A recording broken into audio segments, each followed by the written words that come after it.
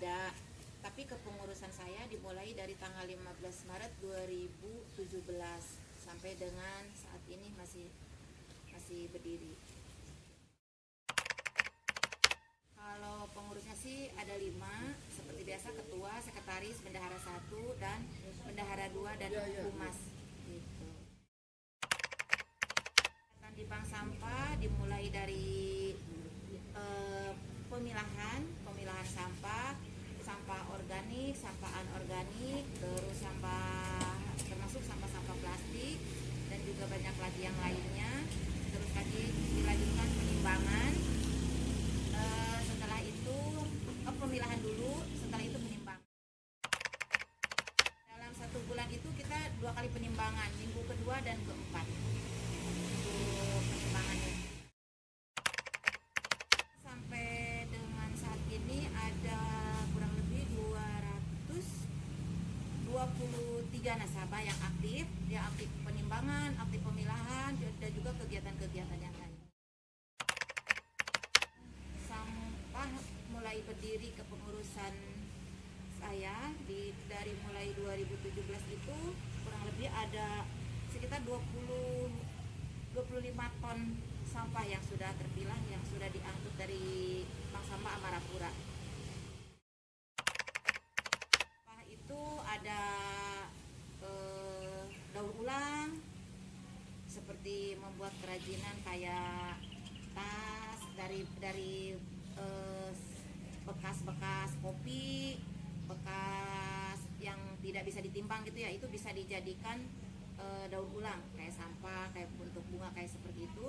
Dan juga ada sampah organiknya kayak bekas sayuran, kayak sampah-sampah sayuran, itu bisa dibikin pupuk lindi gitu, itu dari sampah organik. Terus kalau misalkan ada lagi dari sampah dapurnya seperti sisa-sisa makanan, sisa-sisa sayuran, sisa-sisa makanan yang tidak habis, itu bisa dijadikan media tanam. Ya, prestasi alhamdulillah 2000 berapa ya, saya lupa tahunnya, waktu itu sekitar 2018 2019 dah. Bank Sampah Amarapura menjadi mewakili Bank Sampah Tangsel dalam rangka verifikasi Piala Adipura gitu. Terus di 2019-nya Bank Sampah Amarapura mendapat penghargaan Bank Sampah berprestasi dari Dinas Lingkungan Hidup Kecamatan Tangerang Selatan. Dan juga di 2020 Bank Sampah Amarapura juga mendapat penghargaan juga dari Tangsel, Tangerang Selatan gitu, dari Ibu Airin, dari Ibu Wali Kota. Lalu apakah kalian tahu sampah sayuran itu bisa berubah menjadi sesuatu yang berguna? Seperti sampah-sampah sayuran ini. Ini bekas sayuran, terus ini bekas buah-buahan, juga ada bekas bumbu, pokoknya sampah-sampah organik yang sifatnya bekas-bekas sayuran. Jadi cara pembuatannya, nih cara pembuatannya dari awalnya kita masukin dulu bekas-bekas bumbu. Ini ada pohon bambu ya, daun bambu, lapisan keduanya daun bambu untuk dijadikan filter. Nah, nanti langsung ditambahin sama sisa-sisa sayuran yang dari dapur tadi. Nah, kita langsung masukin aja. Kita langsung masukin seperti ini. Ini juga semua. Nah, ini ditutup. Ini nggak usah kena air, nggak usah kena itu, nanti ditutup. Nah, ini akan larut nantinya, akan larut. Tuh, kita tampung seperti ini, larut dalam kurang lebih 3-5 hari itu udah larut. Nanti berbentuk cairan, kita tampung di botol dan akhirnya seperti ini nanti jadinya. Silakan dicium. Jadi kalau misalkan Bau nggak? Enggak. Kalau misalkan gagal, ini fermentasinya salah, ini akan gagal, bau. Ini hasil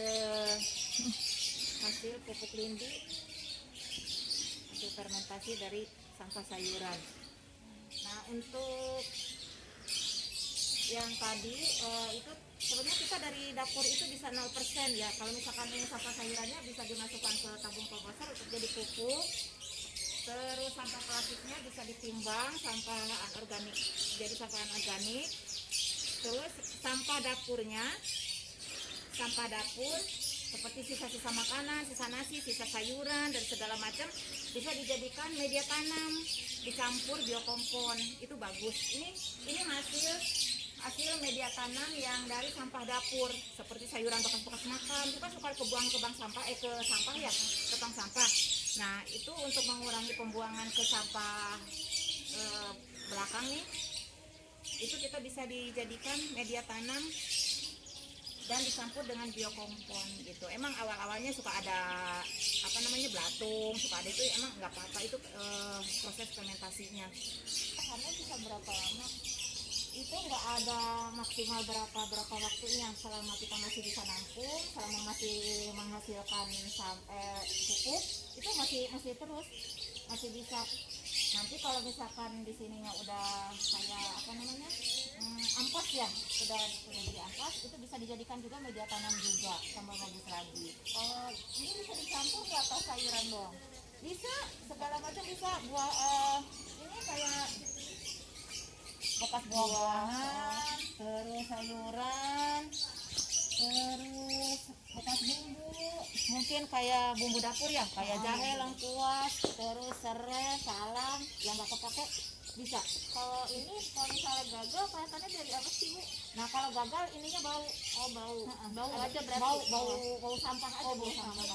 Enggak warna atau gimana? Enggak, kalau warna enggak pengaruh. Kadang-kadang kalau misalkan di sini bekas buah naga, itu warna akan merah.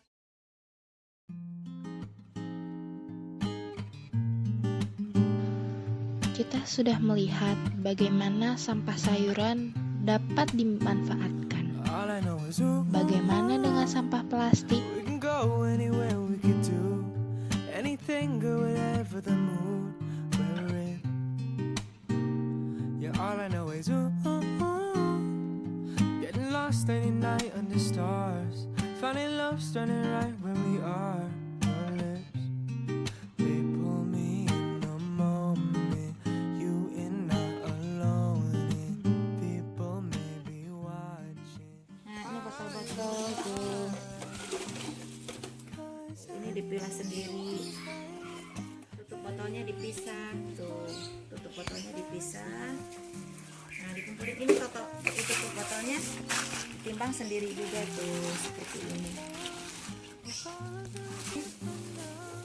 Nah, ini juga bisa tuh. Ini juga bisa dipilah. Terus ini seperti ini juga bisa tuh.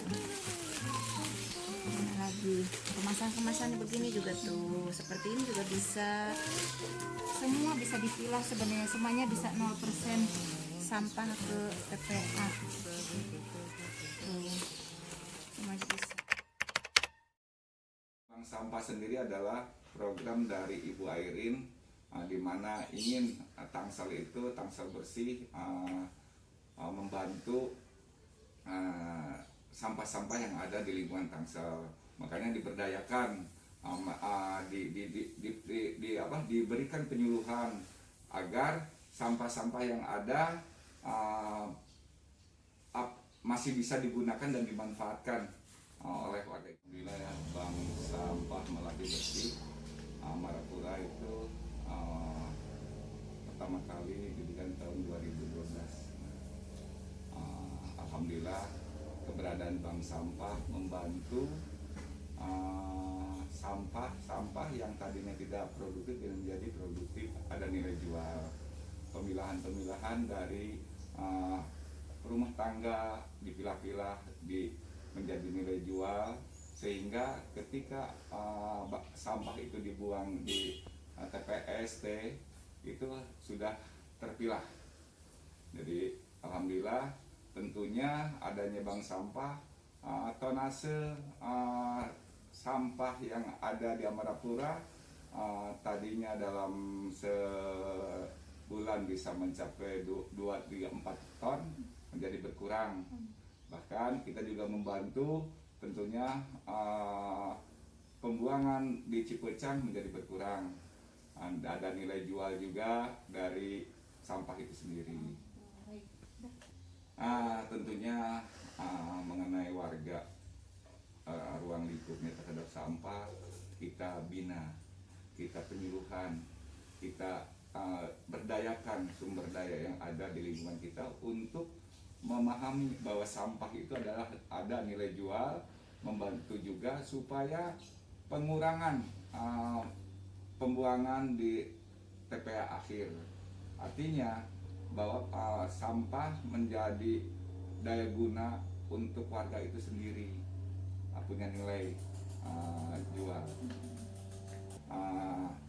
Dari sampah itu sendiri kita ada dihasilkan karya seperti kerajinan-kerajinan dari sampah, sampah kopi, bungkus deterjen dan lain-lain. Alhamdulillah ya, kegiatan bank sampah yang ada di Amarapura ini yang kebetulan ketuanya adalah salah satu dari warga kita. Alhamdulillah beliau semangat, kebetulan juga warga kita juga alhamdulillah semangat. Jadi benar-benar sangat membantu masalah sampah ya. Karena kan kita juga dekat di Cipecang tuh. Kita karena deket jadi tahu persis. Kebetulan saya juga pernah ke lokasi. Itu begitu gunungan sampah, masya Allah. Terus terang waktu belum ada bank sampah juga saya juga nggak tahu. Kesadaran kita belum. Dengan adanya bank sampah ini yang alhamdulillah itu sangat membantu sekali. Jadi kita bisa memilah sampah yang plastik, yang bungkus ini ternyata itu semua berguna ya. Kalau yang kita baru tahu lagi ada ini seperti minyak. Ternyata minyak itu bisa didaur ulang, minyak jelantah, bisa didaur ulang lagi jadi sabun kalau nggak salah tuh. Kebetulan kita juga dikasih tuh macam-macam limbah yang bisa diambil sama, kalau di sini kan lapak ya. Kalau ini Bu Dede bekerja sama bank sampah itu bekerja sama dengan lapak. Alhamdulillah sangat-sangat membantu. Belajar untuk memilah sampah gitu ya, mana sampah yang bisa didaur ulang, mana sampah yang kira-kira bisa dimanfaatkan oleh warga sendiri. Contohnya untuk tanpa sadar sebenarnya dari bank sampah ini kita mendapatkan keuntungan berupa tabungan sebetulnya, tapi sebetulnya itu adalah ini ya apa namanya seperti kayak reward aja sih ya. Utamanya adalah kita dapat ilmu bahwasannya sampah itu bisa digunakan lagi, tidak dibuang secara percuma. Itu aja sih sebenarnya. Ya kalau keuntungan pribadi kita lebih ini ya apa untuk bukan masalah keuangan ya, mungkin kalau keuangan mah nggak terlalu besar ya, cuma yang membantu kegiatan yang ada aja gitu. Sangat bermanfaat buat lingkungan sekitar maupun buat komplek Amarapura. Terus ini apa ya sangat membantu lah istilahnya gitu ya. Jadi mengurangi sampah-sampah yang ada di rumah jadi lebih bermanfaat intinya. Ya, Ketua PKK di lingkungan perumahan Amarapura RW 05. Kebetulan juga kalau di RW saya sesi pemuda dan olahraga dan juga pembina dari Karang Taruna.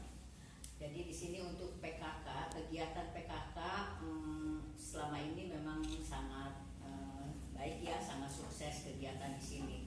Kebetulan PKK itu kan memang terdiri dari Pokja ya, kelompok kerjanya itu memang ada 4 ya. Ada Pokja 1, 2, 3, 4. Ya itu kan kalau Pokja 1 itu kerohanian ya, keagamaan dengan itu gotong royong sosial. Alhamdulillah itu kegiatan ini semua ada di sini ya kan.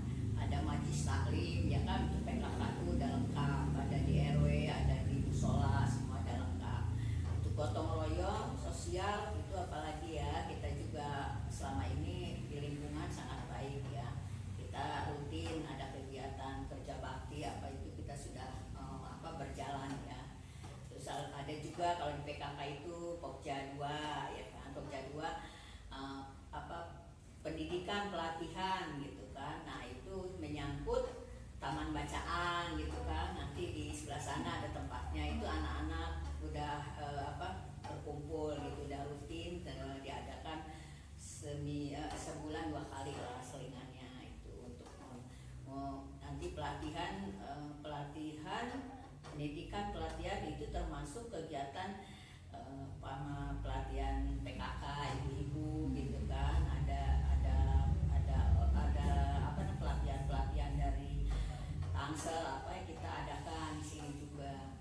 Nah terus ada untuk di Pokja 2 itu ada perkoperasian juga di sini sudah berjalan. Jadi ibu-ibu warga sendiri itu kita sudah banyak lah kegiatannya. Dan ada juga Pokja 3 ya kan, sandang, pangan, papan itu apalagi ya menyangkut masalah untuk makanan ya kan, terutama untuk kegiatan ibu-ibu apalagi sedang Covid begini kan, mereka pada jualan ya kan, udah pastilah kita bebaskan gitu. Mereka mau nge-share tiap hari kita boleh siapapun gitu. Alhamdulillah memang di sini warga kan ada 500 kakak ya seperti itu, tapi ibu-ibunya aktif gitu. Jadi saling membantu lah, apalagi dalam keadaan begini. Mungkin ada yang suaminya ya kan, seperti ada yang mungkin terhambat lah bekerjanya Nah istri-istrinya itu jadi ada yang catering, ada yang masak, ada yang makanan, semua sudah aktif lah di sini. Terus yang kalau yang untuk Pokja 4 itu kan kesehatan itu menyangkut posyandu ya kan, pelayanan untuk balita, posbindu untuk remaja sampai usia ya 60-an gitu kan.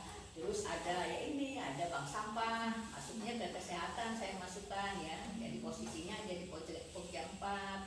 Nah, terus ada juga olahraga ya kan, senam itu masuknya ke Pokja 4. Nah, kebetulan kalau bank sampah ya kebetulan juga yang diketuai oleh Bu Dede itu sudah 4 tahun ya berjalan. Memang sebelumnya sudah berjalan, tapi yang terakhir ini memang Bu Dede yang berjalan. Ya kebetulan anggotanya ada 4 ya, 4 jadi 5 ya pengurus tuh. Jadi masing-masing itu ada pengurusnya supaya kita bisa berjalan, tidak tergantung kepada ketua ya kan, bendahara, sekretaris itu kan hanya mendampingi gitu. Jadi masing-masing sudah punya kepengurusannya gitu.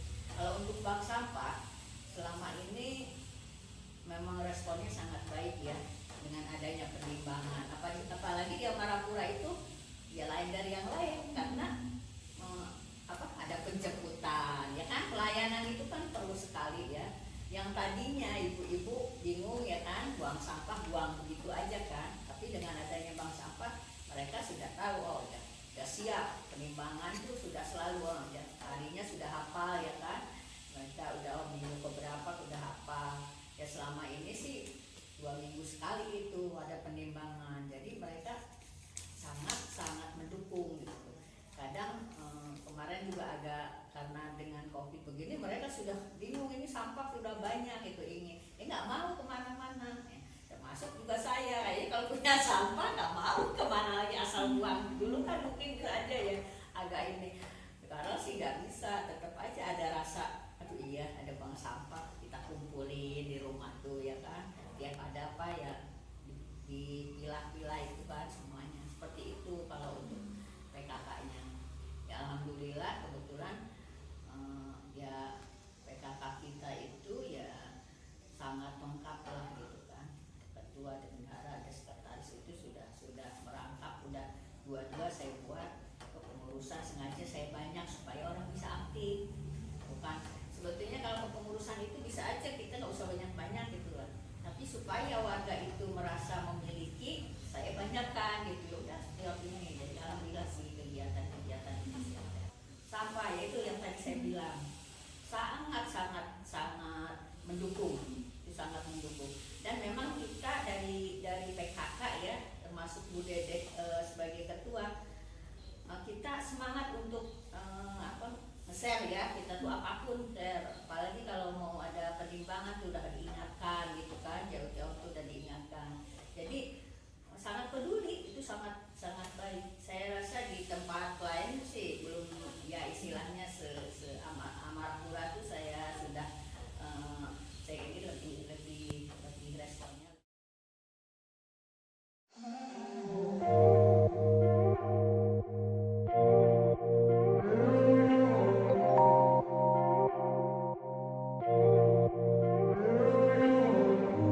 You can be my guiding light, keep me company in the night.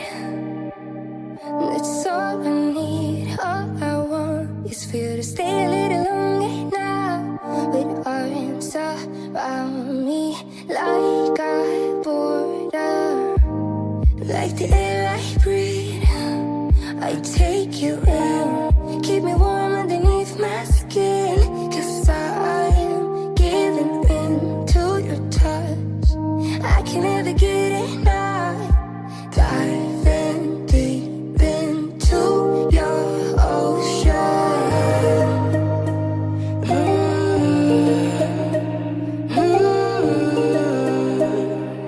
Into your ocean.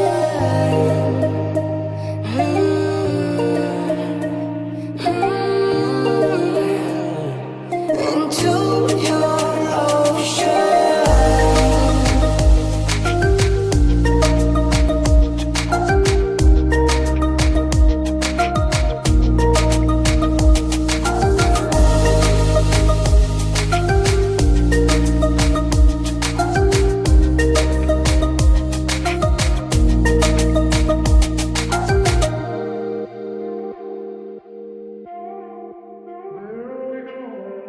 You can be my safety zone, somewhere I can go when I feel alone. That's all I need, all I want. Stay a little longer now, arms around me like a border, like an endless dream. You take me in to a place that I've never been. Now I am giving in to your touch. Mereka partisipasi cukup banyak, jadi dalam 2 minggu sekali itu rata-rata bisa hampir 1 ton per 2 minggu. Ada kertas, kardus, plastik, kaca, sama minyak. Kurang, kalau nggak salah sekitar 2-3 tahun deh. Bulan antara 1 sampai 2 ton. Kita satu tempat ke daerah Cakung, perusahaan PT ya, dia ekspor ke Eropa. Oh, ada pabriknya, Pak? Ya, tapi bukan diolah di sini. Oh, gitu. Diolahnya di Eropa, di sana jadi. Yang terdampak dari COVID-19 ini, jadi bisa saja terjadi yang kena dampak itu punya rumah, punya mobil, tetapi saat COVID ini mereka tidak punya penghasilan. Nah, jadi bisa saja terjadi mungkin orang tuanya, bapak atau ibunya masih punya penghasilan, tetapi kalau punya anak sudah berpenghasilan, berarti dia tidak terkena, tidak dapat maksud saya. Tetapi kalau walaupun punya mobil, punya rumah mungkin double, tetapi saat itu memang tidak berpenghasilan atau terkena PHK atau terkena penjadwalan, mereka akan dapat bantuan. Sedangkan kita dapat data dari mana? Yang tadi yang tidak punya penghasilan, yang terdampak tadi dari lingkungan. Jadi lingkungan itu bisa berarti tetangga kiri kanan, tetangga gang, kemudian yang lebih meningkat lagi adalah pengurus RT yang begitu. Jadi bantuan jadi ada beberapa sumber. Jadi sumber yang pertama itu adalah dari donasi warga sendiri. Jadi itu yang pertama. Kemudian kedua memang ada beberapa dari pemerintah yang jadi pemerintah. Cuman ya pemerintah itu datangnya belakangan. Sementara kalau kita nunggu bantuan dari pemerintah, warga udah menjerit. Makanya kita berinisiatif sama teman-teman di kepengurusan RW 05 untuk mengkolek lewat sekarang kan beruntung masih ada grup WA. Jadi kita buka grup WA yang mempunyai artinya yang belum terdampak tetapi berkeinginan mendonasikan hartanya itu banyak. Jadi di Amarapura itu kurang lebih ada yang mendonasikan